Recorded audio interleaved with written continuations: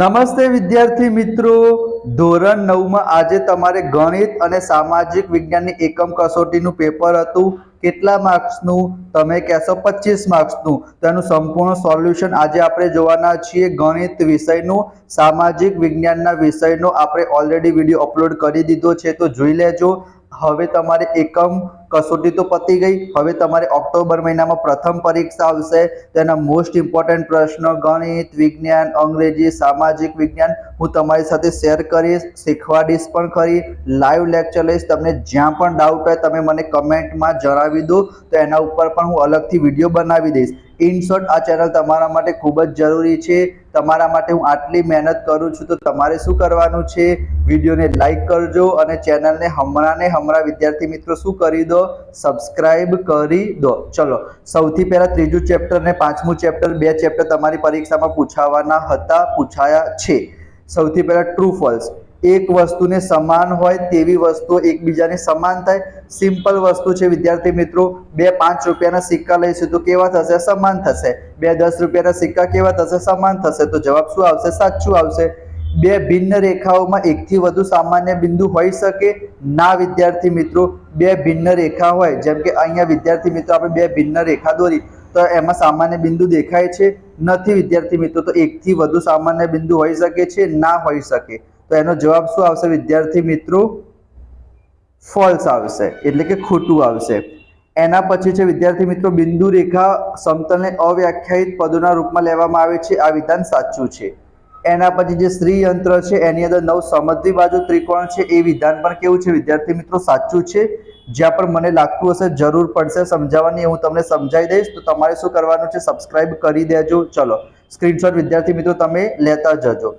એના પછી 5મા નંબરનો પ્રશ્ન જ તમને તો મતલબ ખબર પડી જ જાય કે AB અને BC નો સરવાળો કરીએ તો આપણને શું મળે વિદ્યાર્થી મિત્રો? AC મળશે.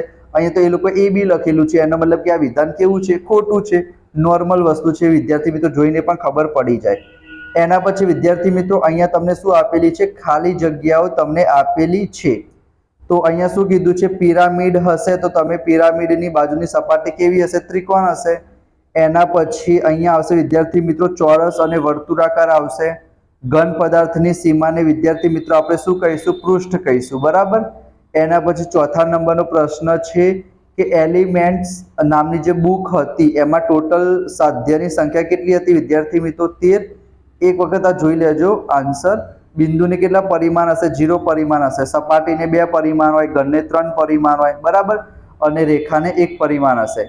ગ્રીક વાસીઓની રુચિ, એના પછી ખાલી જગ્યાઓ છે વિદ્યાર્થી મિત્રો, કે ગ્રીક વાસીઓની રુચિ ખાલી જગ્યામાં હતી, અનુમાનિત તર્કમાં હતી. છેદતી ન હોય એ રેખા સમાંતર હોય, એને આપણે સ્વયં સિદ્ધ સત્ય કહીશું વિદ્યાર્થી મિત્રો. એના પછી જે ઈંટ હતી એનો ગુણોત્તર શું આવશે? 4:2:1 આવશે. ચોથા નંબરનો પ્રશ્ન છે કે એલિમેન્ટનું આપણે કેટલા પ્રકરણમાં વિભાજન કર્યું હતું? 13 પ્રકરણમાં વિભાજન કર્યું હતું. એના પછી છે કે x + y = 10, x + y + z = 10 + z. તો યુક્લિડનું ખાલી જગ્યા સ્વયં સિદ્ધ સત્ય વિધાન દર્શાવે છે. તો વિદ્યાર્થી મિત્રો બીજા નંબરનું એટલે કે દ્વિતીય આવશે. એના પછી વિભાગ બી અને વિભાગ સી છે એ તો તમને મળી રહેશે ચોપડીમાં જ.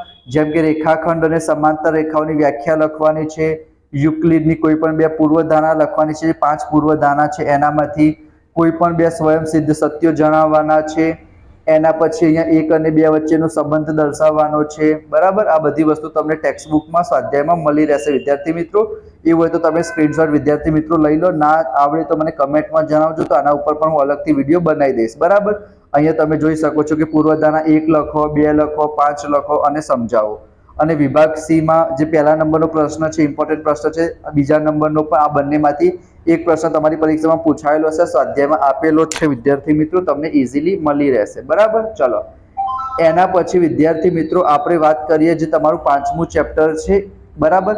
એ બહુ ઇઝી ચેપ્ટર છે આમ તો જોવા જઈએ તો વિદ્યાર્થી મિત્રો. સોરી, આ 5મું ચેપ્ટર આપણે જોયું. ત્રીજું ચેપ્ટર જોઈશું યામ ભૂમિતિ. તો અહીંયા વિદ્યાર્થી મિત્રો શું કીધું છે? x અક્ષથી લંબ અંતર. તો x અક્ષથી લંબ અંતર ક્યાં? તો આપણે વાયામ લખી દેવાનું. તો વાયામ કેટલો આપેલો છે? 4 આપેલો છે. એ લોકોએ પણ 4 કીધું, એનો મતલબ વિધાન કેવું આવશે? સાચું આવશે. પછી આ તમને કીધું છે x અક્ષ ઉપર હશે. અહીંયા જો વિદ્યાર્થી મિત્રો 0 x યામ 0 હોય તો બિંદુ વિદ્યાર્થી મિત્રો y અક્ષ ઉપર આવે તો આ વિધાન કેવું આવશે? ખોટું આવશે. ખબર પડી હું શું કહું છું વિદ્યાર્થી મિત્રો? પહેલો અને બીજો સારા ક્વેશ્ચન છે. લંબ અંતર કહે તો તમારે ઊંધું કરી દેવાનું. x અક્ષથી લંબ અંતર કહે તો y આમ લખી દેવાનું, y અક્ષથી લંબ અંતર કહે તો x આમ લખી દેવાનું, પણ હંમેશા અંતર પોઝિટિવ જ રાખવાનું. પછી x અક્ષ ઉપર બિંદુ ક્યારે હોય કે જ્યારે એનો y યામ 0 હોય. અહીંયા વિદ્યાર્થી મિત્રો x યામ 0 છે તો બિંદુ y અક્ષ ઉપર હશે, એના માટે વિધાન ખોટું છે. એના પછી અત્યારે હું તમને જે અહીંયા બાજુમાં કરું છું વિદ્યાર્થી મિત્રો એ ધ્યાનથી જોઈ લેજો. હવે મોસ્ટ ઓફ બધા ક્વેશ્ચન એના ઉપરથી જ તમારી પરીક્ષામાં પૂછાયેલા છે અને પ્રથમ પરીક્ષામાં પણ આવશે. અહીંયા વિદ્યાર્થી મિત્રો x અક્ષ આવશે પ્લસ, અહીંયા x અક્ષ શું આવશે? માઇનસ, અહીંયા y અક્ષ શું આવશે? પ્લસ, અહીંયા y અક્ષ શું આવશે? માઇનસ. તો અહીંયા વિદ્યાર્થી મિત્રો પ્રથમ ચરણમાં બંને કેવા આવશે? પ્લસ આવશે. અહીંયા બીજા ચરણમાં વિદ્યાર્થી મિત્રો શું આવશે? x માઇનસ આવશે, y પ્લસ આવશે. ત્રીજા ચરણમાં બંને માઇનસ આવશે. ચોથા ચરણમાં x પ્લસ આવશે, y માઇનસ આવશે. તો આના ઉપરથી બધા જ ક્વેશ્ચન તમારી પરીક્ષામાં પૂછાવાના છે વિદ્યાર્થી મિત્રો. હવે જેટલા પણ ક્વેશ્ચન છે વિદ્યાર્થી મિત્રો, અમુક ક્વેશ્ચન હું તમને કરાવી દઉં છું, એના પછી તમને પણ આઈડિયા વિદ્યાર્થી મિત્રો આવી જશે કે આનામાંથી જ બહુ બધું તમારી પરીક્ષામાં પૂછાશે વિદ્યાર્થી મિત્રો. જેમ કે અહીંયા કીધું છે બંને માઇનસ, તો બંને માઇનસ તો ત્રીજા ચરણમાં હોય તો વિધાન ખોટું આવશે. ભુજ એટલે x યામ કહેવાય, કોટી એટલે y યામ કહેવાય. તો x યામ -2, y યામ 3, એનો મતલબ વિધાન સાચું છે. આ પ્રથમ ચરણમાં ના વિદ્યાર્થી મિત્રો, અહીંયા y યામ 0 છે, એનો મતલબ કે આ બિંદુ તો x અક્ષ ઉપર આવશે, એનો મતલબ કે આ વિધાન પણ ખોટું છે. અહીંયા મેં તમને કીધું હતું એ જ પ્રમાણે બંનેમાંથી ગમે તે એક 0 હશે તો કાં તો x અક્ષ ઉપર હશે કાં તો y અક્ષ ઉપર હશે, ચરણમાં કોઈ દિવસ નહીં આવે. એના પછી વિદ્યાર્થી મિત્રો ખાલી જગ્યા છે. યામાક્ષો કોને કહેવાય? તો x અક્ષને આડી રેખા, y અક્ષને ઊભી રેખા. તો x અક્ષ અને y અક્ષ જ્યાં છેદશે એને આપણે શું કહીશું વિદ્યાર્થી મિત્રો? ઉગમ બિંદુ અથવા તો ઉદ્ગમ બિંદુ પર તમે કહી શકો. બંને યામ ઋણ હોય તો વિદ્યાર્થી મિત્રો જે ત્રીજું ચરણ આવશે એમાં બંને યામ ઋણ આવશે, એનો મતલબ કે ત્રીજું ચરણ આવશે. એના પછી ખાલી જગ્યામાં બિંદુઓની કોટી ધન છે. કોટી એટલે શું થાય વિદ્યાર્થી મિત્રો? y યામ થાય. તો તમને ખબર છે પહેલામાં બંને પ્લસ આવશે, બીજામાં શું આવશે? x માઇનસ આવશે, y પ્લસ આવશે. તો પહેલું અને બીજું ચરણ આવશે વિદ્યાર્થી મિત્રો. પછી ચોથામાં કીધું છે બંને યામ ધન, તો બંને યામ ધન કયા ચરણમાં હશે? પહેલા ચરણમાં હશે, બરાબર. ચલો એના પછી બીજા ચરણમાં કીધું છે, તો બીજા ચરણમાં મેં તમને હમણાં જ કીધું વિદ્યાર્થી મિત્રો, બીજા ચરણમાં શું થશે? આ બીજું ચરણ હોય તો x યામ કેવું હશે? x યામ માઇનસ હશે અને y યામ શું હશે? પ્લસ હશે. તો પહેલા કોટી કીધું છે તો કોટી એટલે y યામ પ્લસ અને પછી માઇનસ, બરાબર. તો જવાબ શું આવશે? ઓપ્શન નંબર ડી આવશે. બધા જ પ્રશ્નો વિદ્યાર્થી મિત્રો આવા જ છે.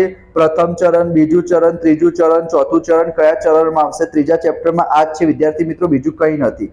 અહીંયા તમને શું કીધું છે? બિંદુઓનું નિરૂપણ કર્યા વગર કયા ચરણમાં આવશે તમારે કહેવાનું છે.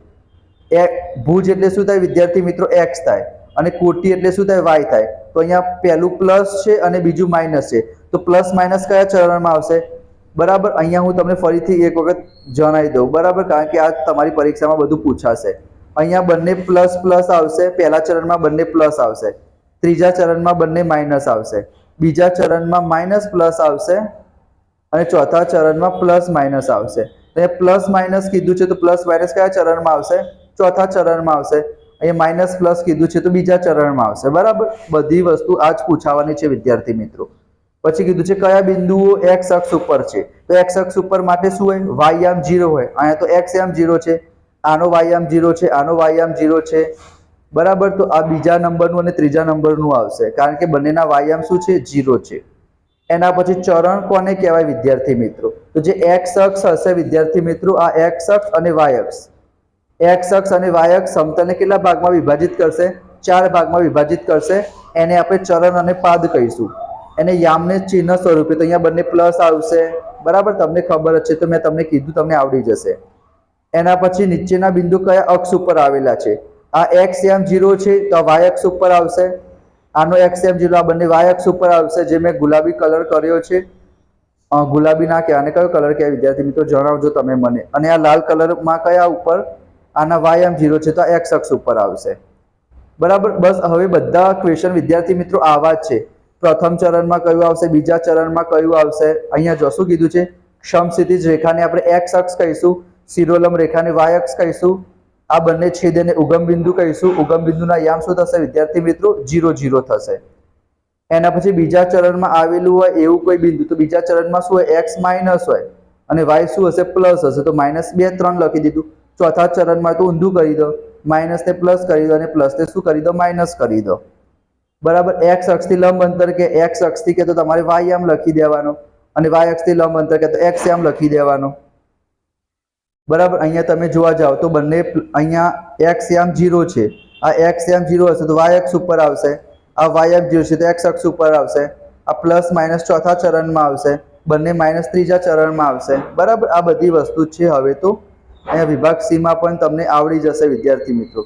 જેમ કે P બિંદુના યામ શું થશે, P બિંદુના યામ શું થશે, x અક્ષ 1 આપેલું છે, આ x અક્ષ 1 છે અને y પણ શું છે, 1 જ છે. આ T માં x કેટલા છે, 4, y કેટલા છે, -2. ખબર પડી ને વિદ્યાર્થી મિત્રો. બસ બધું એવું જ કરવાનું છે વિદ્યાર્થી મિત્રો. અહીંયા તમે જોઈ શકો છો વિભાગ ડી માં પણ એવું જ છે વિદ્યાર્થી મિત્રો. જેમ કે અહીંયા શું કીધું છે, બી ના યામ. જસ્ટ વેઇટ, એક હું તમને ખાલી બતાવી દઉં. જેમ કે બી ના યામ લખો તો બી અહીંયા આપેલું છે તો x માં કેટલા છે, 4 અને y માં કેટલા છે, 3, તો અહીંયા 4 3. બરાબર. પ્રથમ ચરણમાં બંને પ્લસ આવશે. તો એ પ્રમાણે વિદ્યાર્થી મિત્રો તમે લખી શકો છો. અહીંયા પણ એવું જ કરવાનું છે. લંબ અંતર કે y અક્ષથી કે તો x લખવાનું, x થી કે તો y લખવાનું. બરાબર. તો આ તમારું ત્રીજું ચેપ્ટર હતું યામ ભૂમિતિ, પાંચમું ચેપ્ટર યુક્લિડ વાળું.